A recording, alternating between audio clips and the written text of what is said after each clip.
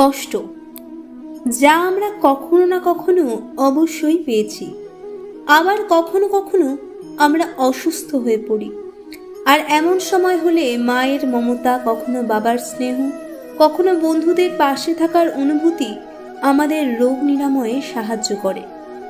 যখন আমরা নিরাশ হয়ে পড়ি, তখন যদি আমাদের কোনো আপনজন দুটো ভালো কথা বলেন, তখন আমাদের মনোবল অনেক গুণ বেড়ে যায়।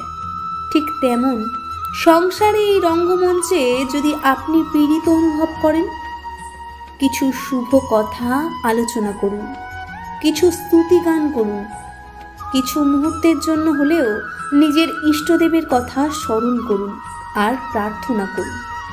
সাহস তো বাড়বেই, শক্তিও বৃদ্ধি পাবে, সামনে এগিয়ে যাওয়ার পথও দেখতে পাবেন। রাধে রাধে।